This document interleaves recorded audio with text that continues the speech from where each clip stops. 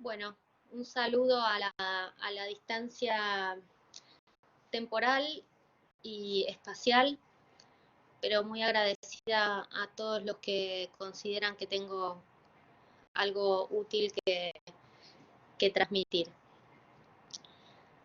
Y en esta oportunidad entonces voy a conversar sobre uno de los temas que considero requiere mayor actividad de investigación por parte de las ciencias jurídicas y sociales, porque está vinculado a la familia, específicamente a las relaciones de familia y particularmente a aquellas relaciones de pareja que luego dan origen a una familia o al nacimiento de varias relaciones familiares.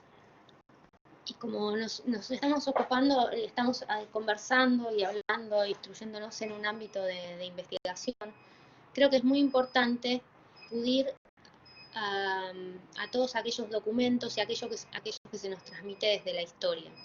Y vemos que desde la historia del derecho de familia se nos transmite que hubo una gran revolución a fines de los años 1800 y comienzos de 1900, y esas se dictan varias leyes que provocan una gran modificación en la sociedad. Y en lo que es en particular al derecho de familia, se dicta la ley de matrimonio civil, la ley 2393. Esta ley provocó una modificación trascendental, por cuanto en aquella época la regulación y la normativa, la regulación y la disposición de aquella conducta esperable, la establecía la Iglesia. Con la ley de matrimonio civil, con aquella ley de matrimonio civil, estas disposiciones y estas regulaciones pasan a estar en poder exclusivo del Estado. ¿Y por qué hablo de esto y por qué resulta importante tener en consideración esto para luego abocarnos a lo que es la convivencia y específicamente a lo que son los pactos entre los convivientes? ¿Por qué es que se regulan? ¿Por qué el Estado? ¿Cuál es la función? Para esto nos tenemos que preguntar. El investigador y el investigador jurídico tiene que adquirir esta herramienta del cuestionamiento, de la interrogación. ¿Por qué es importante regular? ¿Por qué es importante regular relaciones de familia? ¿Por qué es importante establecer leyes dadas a las relaciones de familia? ¿Por qué hubo una disputa entre el Estado y la Iglesia por regular las relaciones de familia? Y a la vez se nos informa esto. ¿Por qué el Estado, por qué la familia quería regular? ¿Qué es lo que se busca? ¿Por qué se regula la familia? Hablamos tanto del derecho de la familia. Y esto también tenemos que entonces abocarnos a otras ciencias que nos informan que hay un ámbito más propicio para el desarrollo favorable del ser humano, ¿no? Y es el ámbito de la familia. Esto está estudiado, que aquella persona que tiene relaciones familiares saludables, y esto implica haber recibido su protección desde niño, todos los cuidados hasta poder autovalerse, en general también tiene mayores probabilidades de luego ser autoválido y poder desarrollarse en la sociedad y poder adquirir un oficio o una profesión y hasta aportar a la sociedad. Además de que hay otras finalidades. Los seres humanos, cuando permitimos que el Estado regule, en realidad estamos cediendo parte de nuestra libertad. ¿Por qué cedemos parte de nuestra libertad? Porque esto va a implicar que la norma establezca una consecuencia, un efecto específico para determinada conducta. De esto se trata la norma y de esto se trata lo que es la sanción estamos acostumbrados a comprender que únicamente sanción es la represiva. No, no es así. Mediante la sanción el Estado busca la conducta deseada. Y esta tutela se hace a raíz de considerar que existen determinados valores que merecen protección. Entonces, mediante una de las herramientas, como es la ley, se tutela, se protege y se exige determinado cumplimiento. Vemos que las relaciones de familia son aquellas situaciones o circunstancias o relaciones, o sea, cuestiones de la sociedad que mayor evolución tienen y más rápida evolución y tienen un gran dinamismo. Vemos también que la normativa en general no suele acompañar a tiempo estas modificaciones que se provocan en la sociedad. Hasta no hace tanto tiempo aún existían en nuestra legislación civil leyes que no contemplaban una igualdad, por ejemplo, entre hombres y mujeres, valores que ya sí estaban arraigados en la sociedad. En el tema puntual, y en esto fue evolucionando, ¿no? Tampoco no hasta hace tanto tiempo en nuestra legislación no se habilitaba la nueva adquisición de nupcias, ¿eh? Por eso se dictó la ley de divorcio. Pero recién en el 2015 se provoca una gran reforma del derecho de familia, y vemos que sí hay muchos cambios positivos, como por ejemplo en lo que hace a la asistencia. Y en esta gran reforma nos encontramos con esta nueva institución que es la unión convivencial. Y sorprende un poco al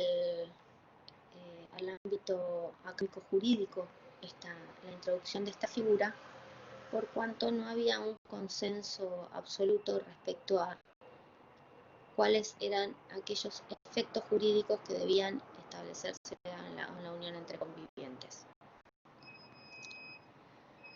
En general, en el ámbito académico se utilizaba hasta asimismo otra denominación para la unión, las uniones con cierta estabilidad, se lo llamaba afecto marital, y en general se lo denominaba concubinato.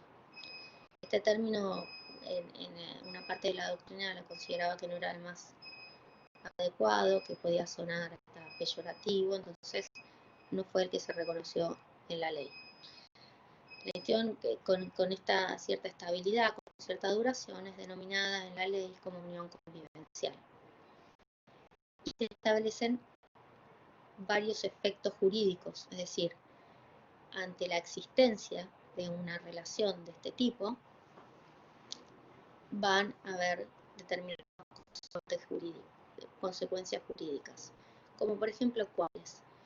Se reconoce un derecho asistencial, pero la norma, a diferencia en otras instituciones como la de entre parientes, matrimonios, relaciones de los hijos menores, únicamente dispone que hay un deber asistencial entre convivientes.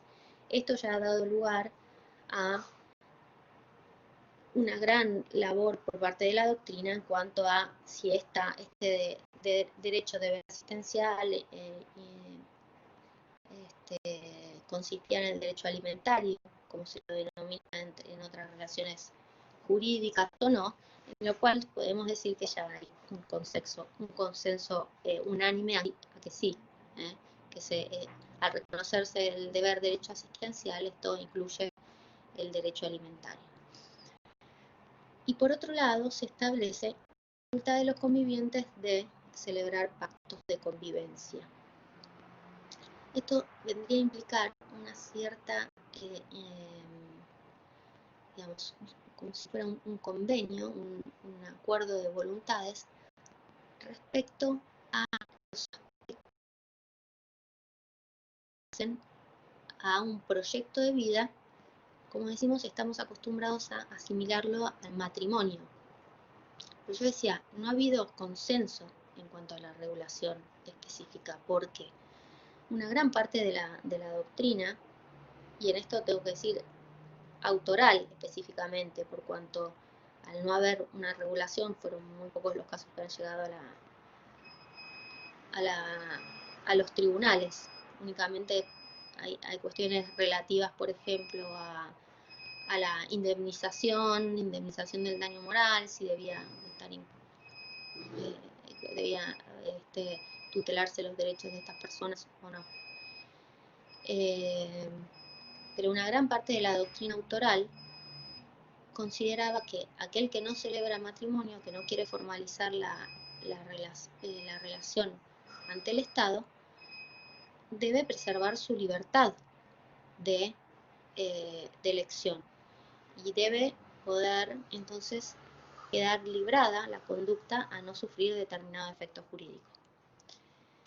El Código Civil y Comercial no recepta esta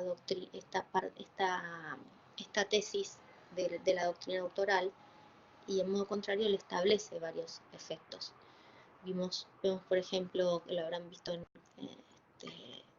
realidad no hace específicamente a lo que es a los pactos de convivencia, pero hay un régimen específico a la protección de la vivienda familiar, a la asistencia. Estas son todas cuestiones que no pueden dejarse de lado entre los convivientes, ¿sí? O sea que son obligatorias y ya son consideradas de orden público. Lo que sí puede acordarse entre convivientes, y en esto se recepta como un principio de autonomía, de voluntad entre los convivientes, es todo aquello que ellos deseen incluir en un pacto.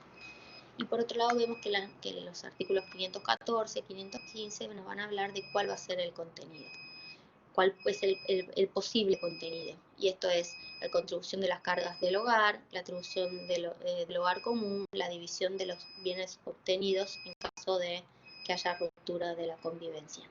Además de esto, que se propone como si importara la regulación de aquel proyecto común entre convivientes, se puede incluir en este pacto todas aquellas cuestiones siempre y cuando no violen el orden público.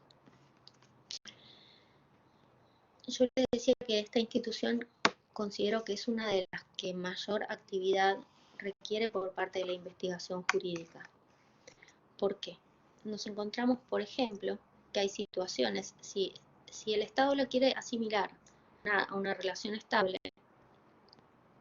entonces empiezan a aparecer otras situaciones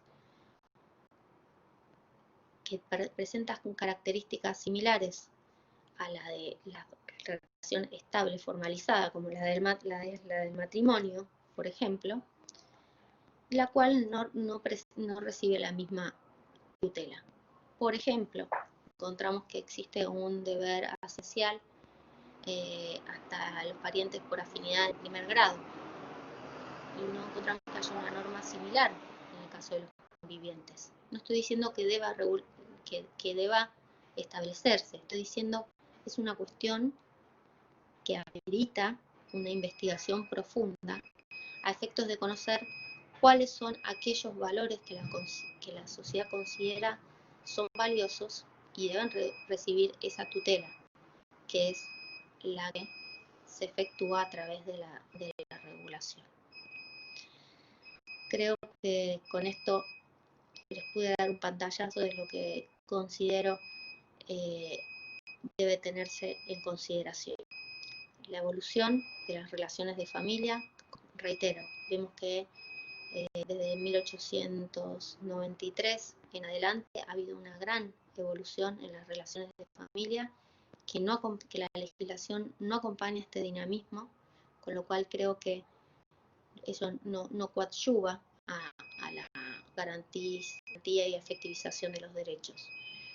Nos encontramos con esta nueva institución que es la unión convivencial, que se regula no de manera detallada y específica como otras instituciones familiares, y entonces requieren por parte del investigador de hecho de una ardua labor a efectos de cumplir aquella función que cumplimos los investigadores del derecho, como es informar al Poder Legislativo aquello que requiere una tutela específica. Muchísimas gracias.